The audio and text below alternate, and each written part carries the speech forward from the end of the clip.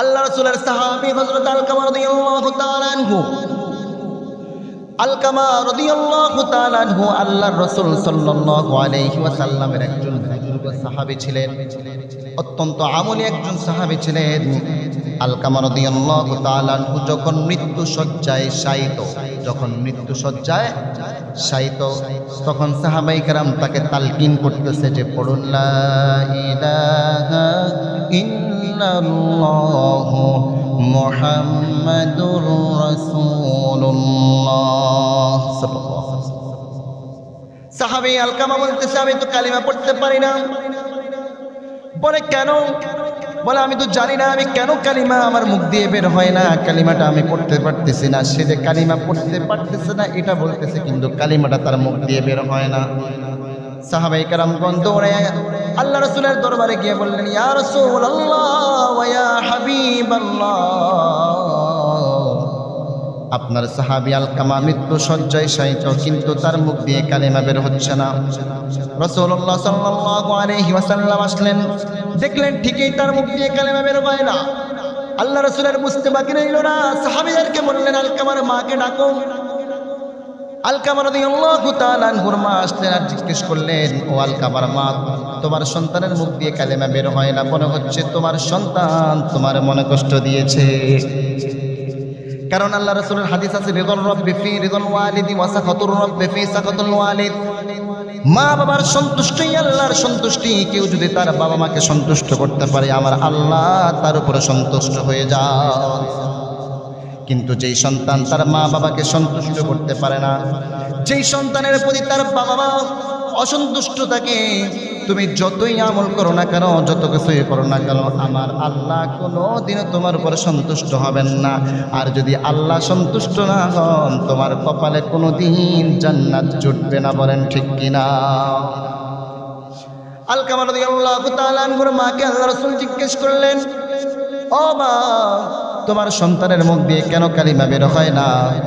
বলে, আমার সন্তান আমার মনে কষ্ট দিয়েছে। শুধু তাই নয়, আমার সন্তান আমার সাথে এমন এমন বেয়াদবি করেছে যেটা বলাই বাহুল্য, আমি বলে বুঝাতে পারবো না। আল্লাহ রাসূল রাগ হয়ে গেলেন, সাহাবীদেরকে আদেশ করলেন, ও সাহাবারা যাও, শুকনো শুকনো থেকে কাঠ নিয়ে আসো, শুকনো কাঠ নিয়ে আসো, শুকনো কাঠ এনে আগুন জ্বালাও, আজকে আলকামাকে আগুনের মধ্যে পুড়ে ফেলবো। সাহাবায়ে কেরাম চলে গেলেন, গিয়ে কাঠ আনলেন, শুকনো কাঠগুলো আনলেন আর আগুন ধরালেন।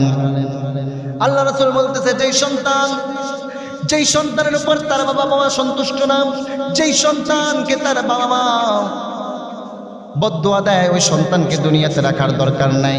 আল্লাহ রাসূলের আদেশে সাহাবীরা শুকনো কাঠে আগুন ধরালেন। যখন আগুন ধরায়া আলকামাকে ওই আগুনের মধ্যে নিক্ষেপ করবে, তখন ঠিক সেই মুহূর্তে আলকামার মা ডাক দিয়া কয়, ও আল্লাহর রাসূল, আমি চাই না আমার সামনে আমার সন্তান আগুনের মধ্যে জ্বলবে। ইয়া রাসূলুল্লাহ ওয়া ইয়া হাবিবাল্লাহ, আমি মা হিসেবে সন্তানকে আগুনে জ্বলতে দেখতে আমি সহ্য করতে পারবো না। আমার সন্তানকে যদি আগুনে নিক্ষেপ করা হয়, আমার মা, আমি মার কলিজাটা ছিঁড়ে যাবে, কলিজায় আগুন লেগে যাবে। না না না, আমার সন্তানকে আগুনে পোড়ায়েন না। আমি মা আমার আলকামাকে মাফ করে দিলাম। সুবহানাল্লাহ। সাথে সাথে ওই আলকামার মুখ দিয়ে মধুর কালিমা বের হলো।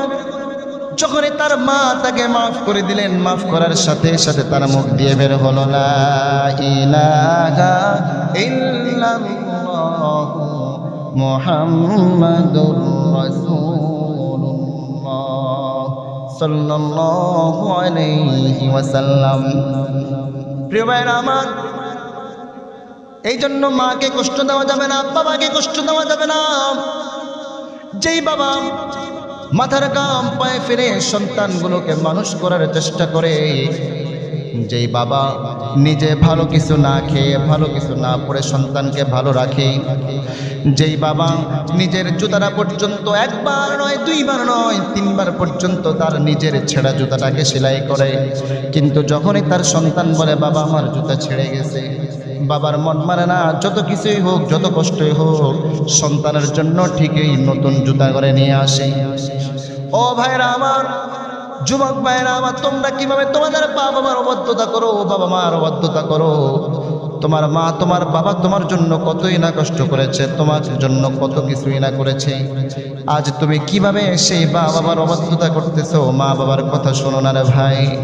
তোমার মা তোমার জন্য কত কষ্ট করলো, তোমার বাবা তোমার জন্য কত কষ্ট করলো। এমনও হয় ঈদের সময় মা বাবা কোনো কিছু কিনতে পারে নাই, ঈদের সময় টাকা নাই, পয়সা নাই, ইনকাম নাই, নিজের জন্য, নিজের স্ত্রীর জন্য কোনো কিছু কিনতে পারে নাই। তবু সন্তানের মুখের দিকে তাকায় মা সহ্য করতে পারে না, বাবা সহ্য করতে পারে না। মা তার আঁচল দিয়ে কয়টা টাকা বের করে দেয়, মা তার জমানো টাকার মধ্যে থেকে কয়টা টাকা বের করে দিয়ে বাবাকে বলে, ওগো আমরা কিছু পড়ি আর না পড়ি, ঈদের সময় যদি সন্তানের গায়ে নতুন জামা না দেখি আমাদের ঈদ হবে না।